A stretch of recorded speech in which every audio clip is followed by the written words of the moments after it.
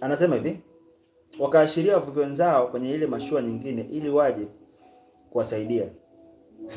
Mtu unapigwa baraka moja mpaka unaomba msaada. Tayari Mungu ana uwezo wa kukubariki mpaka ukabaki mdomo wazi. Kabisa kabisa. Yaani sasa hivi unaweza kuwa na changamoto ya hela, lakini trust me. Trust me. Mwakani muda kama huu unaweza ukawa una amount ya hela ambayo ukigeuka nyuma huelewi umefikaje hapo ulikofika. Kabisa. Kabisa. Kabisa. Au kama ni mtoto unaweza mwakani unaweza ukawa umepakata mtoto. By the way, that is a prophecy to someone. Huo ni unabii kwa mtu.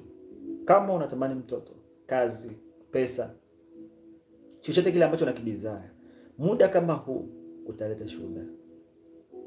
Kama ni mtoto utakuwa umepakata mtoto. Sana mtoto naisikia inakuja kwa nguvu. Kwa yule ambao unahitaji mtoto, Mungu amekupa mtoto. Mimi ingekuwa ni wewe ningeanza kusoma